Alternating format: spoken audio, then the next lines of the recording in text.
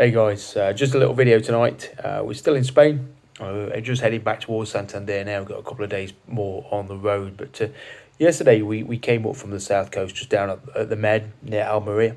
We'd had 2 days there, just sort of chilling out with the day to do what you wanted. So that's when I went up and did the Spanish Stelvio.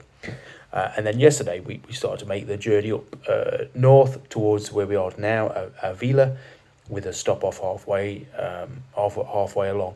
We did the Sierra Nevadas in the morning. A little bit misty, a little bit wet, a little bit damp. Not the most grippiest of surfaces in those conditions, but yeah, still quite spectacular and interesting, really, on that south coast where you've got all the polytunnels for the lettuce and the peppers that they grow down there. Such a contrast to the remote, rural parts of Spain that we'd crossed up until that point. But I just wanted a little video, really, because we came across a stretch of road not too far from where we were staying last night, just to the top side of it, La Carolina. And we were riding along, and I was behind Mike the bike, Mike Belcher on his NC750 with his partner Giselle on the back. And there was the main highway, the motorway as it would be called. And then my routes always avoid motorway typically. And the road took us, it came off or away from the motorway, and it just took the old road underneath it. And it was, I just thought it was one of the most enchanting rides I'd had on this journey. It was a great road. It was smooth, it was wide open, some great nice flowing corners. But I think what really gave it a sense of occasion was the fact that it kept going under the motorway, the legs for the motorway above us. So all this traffic was hearing along in a straight line, heading to where it was going, and beneath it, me and Mike were just curling along on this pristine old road, just enjoying ourselves in the corners and kind of with a destination, but in no great haste. And it just really reminded me of Route 66, you know, the iconic story of the old Mother Road that was the cornerstone of the American dream, I guess, in the 60s, 50s, 60s, 70s. And then when the interstates came along, it was quickly forgotten, because the interstate went straight across America, and nobody wanted to meander anymore. Nobody wanted to stop in the old towns and do the old roads, and so large parts of that community, those communities died, and sort of have gone to tumbleweed ever since. So this little stretch reminded me of that. You know, it was the old road. Nobody used it, but it was still there. It still had a purpose, even though most people couldn't see it. And I think it was a quite good analogy for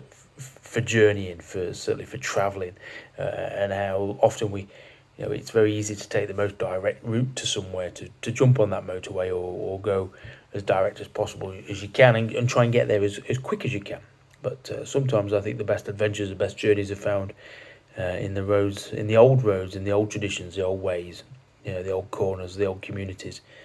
And I think it sometimes you've got to really force yourself to get off that beaten track and go in search of I guess what lies beneath, literally in this case, the old road that lay beneath the new road.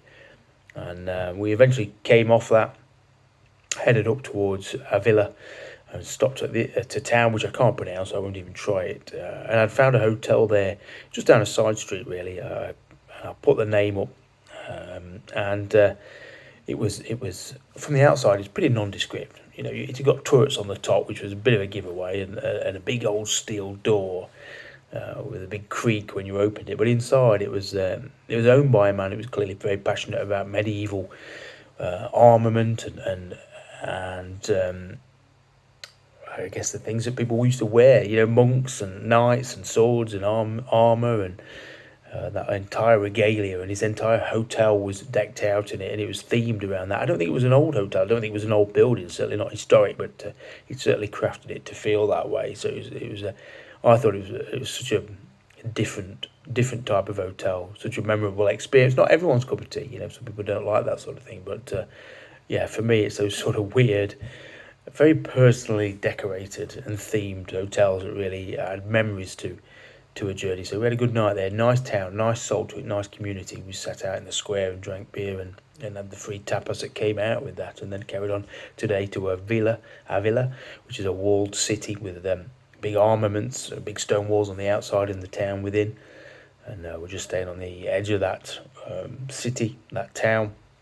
Some decent riding today, but not spectacular. But you can't have corners around every mountain. So tomorrow we head for Burgos. We're going to go to Valley of the Fallen, which is a big tall cross to mark the Franco years. What happened in those years of civil war, and then north to Sad Hill Cemetery, which is where they filmed the good, the bad, and the ugly, and then on to Burgos. Then on the next day to Santander and home. So, yeah, Spain's been quite welcoming of us. It's given us some great roads and great scenery, great people, great food, mixture of weather. But that's all part of travelling, isn't it? Great group. Everyone's done their own thing. They found their own feet.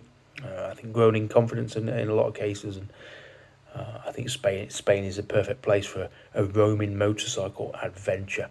That big open vast expanse of nothingness that you don't often get in Europe. Certainly no other part of UK for sure. So yeah, definitely recommend it. All right, cheers.